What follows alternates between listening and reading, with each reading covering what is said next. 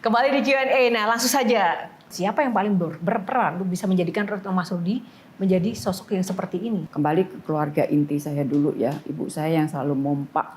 Ibu sama ayah gimana itu, Bu? Dua-duanya sama, tapi ibu saya itu yang selalu mompak perkara beliau tuh mengatakan gini, kamu jangan pernah takut ya sama siapapun. Mungkin karena kami tidak punya ya, jadi rasa pede itu harus dipompakkan. Jadi ibu saya mengatakan kamu jangan pernah takut dengan siapapun kecuali dengan Gusti Allah, kecuali dengan Tuhanmu. Maka setiap kali saya agak ngeri-ngeri gitu, saya selalu ingat ibu saya pernah ngomong, kamu jangan pernah takut sama siapapun kecuali sama Gusti Allah. Ketika ibu bilang jangan takut apapun pesan dari ibunda kecuali takut Allah ya selama itu benar, saya tuh jadi ingat, maaf ya Bu, karena saya tuh ngebela Palestina udah lama. Jadi saya ingat salah satu speech ibu di PBB, kalau nggak salah itu speech terakhir Bu Retno ketika Bu Retno jadi Menlu. Sebelumnya ada Netanyahu speech kayak Israel want peace lalalala gitu. Lalu ibu speech really the fact is airstrike in Beirut. Terus ibu dengan sangat lantang ngomong, we must stop that. I repeat, we must stop that. Itu buat saya dan teman-teman pejuang Palestina. Yang kita berjuang di jalan, kita berjuang dengan berbagai simpul, berusaha kita kawinkan gerak bareng-bareng, lewat boykot, lewat berbagai gerakan. Tapi kita tahu, itu semua harus dibarengin dengan perjuangan diplomasi. Melihat sosok seperti Bu Retno, yang Masya Allah ketika saya ketemu, ibu tuh humble banget. Tapi di forum-forum internasional, di mahkamah internasional, ibu tuh lantang banget. Yang saya tuh sampai takut ibu kenapa-napa. Karena saya tahu kakek saya juga diplomat, duta besar juga, yang baik karir. Saya tahu pressure-nya itu seperti apa. Pressure internasionalnya. Dan di era dunia ini kan serba pragmatis. Ibu tuh tetap gigih, lantang, vokal membela kebenaran. Itu value yang ibu pegang.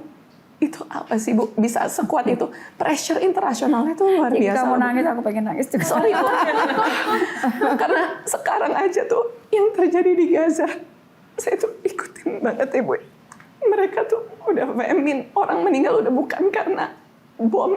Dan kemarin saya baru dari kamp pengungsiannya di Yordania, saya ketemu anak-anak yang diselamatkan, tapi kanker karena radiasi bom. Jadi sebenarnya tuh Indonesia, rakyat biasa kayak kita tuh bisa apa sih Bu?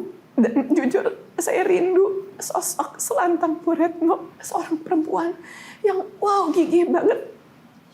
Di forum-forum internasional kita butuh pejuang-pejuang diplomasi seperti Bu Retno. Kita juga udah clueless Bu, berjuang di jalan. Gimana Bu? Tepuk tangan untuk Ciki. Sorry ya Bu. Semangat Ciki. Aduh, kalau edit aja ya, aduh bingung aku. Cuman ini aku tahan dari lama sih Bu, dan saya sangat nggak percaya akhirnya saya bisa ketemu Bu Retno in person, Masya Allah. Ciki bicara dari hati ya. Ciki bicara dari hati dan I really appreciate it bahwa pada akhirnya memang kejujuran itu ada di hati kan. Jadi once orang itu bisa bicara dari hati, berarti dia jujur. Apa yang dia omongkan adalah kejujuran. Nah, dari perjalanan saya memang intinya adalah kebenaran itu harus diperjuangkan. Kalau melihat resikonya, karena terlalu banyak resikonya, tapi alhamdulillah saya selamat sampai sekarang, jadi nggak usah diceritakan. Dalam artian yang ancamannya, yang pressure-nya, yang saya, udah pokoknya, kalau suruh ngulang lagi, kayaknya juga nggak mungkin kuat. Dan saya itu selalu begini, hitungan keras, saya tidak akan dapat melakukannya. Tetapi tangannya Gusti Allah selalu membantu saya, sehingga saya itu dapat melakukannya. Jadi makanya berkah yang diberikan oleh Tuhan kepada saya itu sangat luar biasa. Kebenaran dan kemanusiaan. At the end, apa yang kita lakukan semua dengan berbagai profesi yang berbeda, itu sebenarnya untuk apa sih? kan untuk kemanusiaan. Kebenaran dan kemanusiaan. Dalam konteks itulah kebenaran dan kemanusiaan yang keadilan tentunya ya, yang kita perjuangkan untuk Palestina. Nah, luar biasa Ciki, terima kasih mewakili suara hati kami semua. Karena Ciki menjadi kebanggaan kami juga ya untuk bisa menjadi leader bagi anak-anak zaman sekarang berjuang untuk kebenaran. Tapi Bu, dari apa yang tadi Ibu jawab tentang pertanyaan Ciki, Ibu pernah nggak sih Bu merasa ingin menyerah? Mungkin lebih ke di masa-masa awal ya. Di momen seperti apa Bu? Di masa-masa awal misalnya kan karena saya punya 2 anak ya masih kecil-kecil waktu itu bagi tugas dan sebagainya kadang-kadang ada rasa capek itu ada. Tapi pada saat saya merasa capek, saya ingat lagi pesan-pesan ibu saya, cita-cita saya dan sebagainya. Kalau saya menyerah, berarti that's it. Saya akan berhenti, saya tidak akan bisa menolong orang lain dan kata-kata bahwa perempuan kan gini, perempuan diberikan akses yang sama, dibukakan pintunya. Ini udah gua bukakan pintu, lu nggak masuk, lu nggak mau gitu loh. Jadi saya khawatir kalau misalnya saya menyerah, maka saya juga akan merusak spirit perempuan-perempuan lain yang ingin mengejar mimpinya.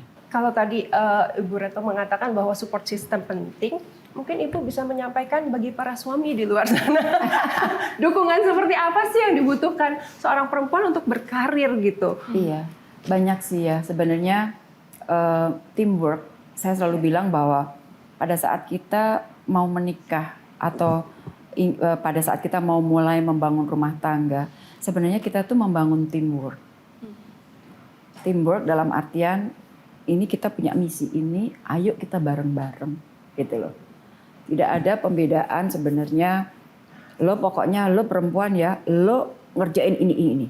Gua laki-laki kan, gua enggak.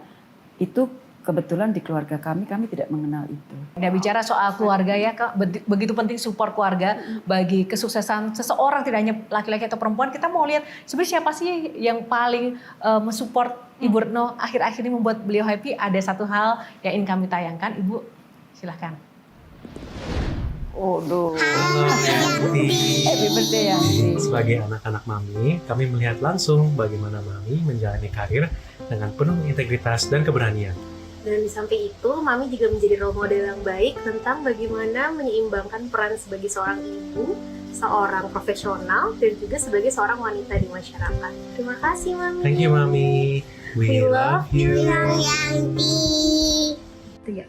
Manggala, menurut Manggala Yanti kayak apa? Yanti kayak orang Depok terus dia suka main sama anak-anaknya. Kalau Ryan? Yanti, semoga sehat selalu, sukses selalu. We love you. Dadah.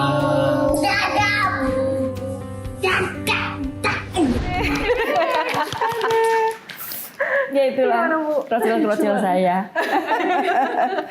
Sekarang sudah banyak waktu sama mereka atau malah tapi sama saja?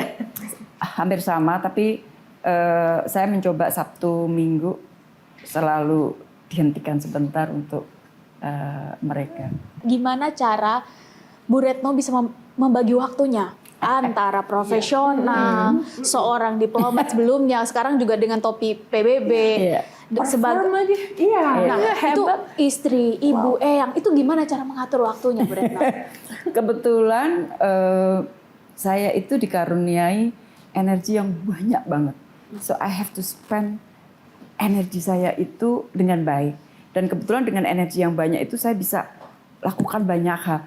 Pada saat saya jadi menteri itu pasti nggak percaya. Aku tuh masih ke pasar loh. Aku tuh masih belanja sendiri loh. Pasar basah? Yes. Di Majestic. Kenapa nggak suruh orang aja sih Bu? Kenapa harus beda. Ibu? Kenapa saya memilih ke pasar Majestic? Saya tahu, saya tahu harga. Ya. Harga barang-barang apakah naik atau tidak. Kadang-kadang di dalam pembicaraan saya dengan presiden pun di sela-sela bicara substansi politik luar negeri, saya bilang, Pak, harga ini sudah naik banyak loh. Itu saya peroleh dari pasar langsung. Terus kemudian saya melihat orang-orang yang tidak punya. Banyak sekali orang-orang di jalan yang dia tidak punya, dia harus menjual ini, menjual itu dan sebagainya. Dan itu yang membuat saya bersyukur bahwa saya diberi rezeki yang lebih bagus, dan di saat itu saya diberi kesempatan untuk bisa berbagi. Ibu Retno bisa sampai ada di titik ini dengan empati dan cara berpikir kayak gini. Ini saya jadi penasaran, didikan ibu tadi yang disebut berkali-kali adalah ibu. 3 nasihat atau didikan atau kebiasaan ibu apa yang paling Bu Retno ingat? Ibu saya tidak pernah menyerah. Oke, 1. Iya, ibu saya tidak pernah menyerah. Jadi itu mungkin yang paling utama ya. Karena kalau andai kata pada saat itu ibu saya menyerah, mungkin kami sudah tidak bisa apa-apa lagi. Gitu loh. Jadi nggak tahu ya. Mungkin saya nurun dari orang tua ya, terutama dari ibu saya yang nggak ada kata menyerah.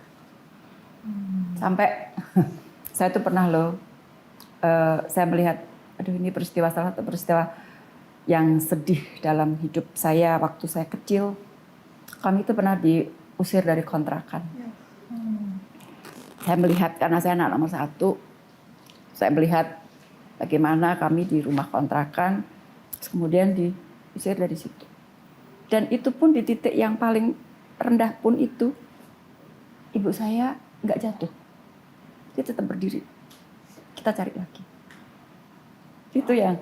Jadi kalau aku mikir, tantanganku sekarang itu nggak seapa-apanya tantangan ibuku untuk membesarkan anak-anaknya. Sorry. Di pertemuan resmi itu saya bilang, kata ibu saya, bilang bahwa sak bejo-bejone menungso, yaiku sing eling lan waspada.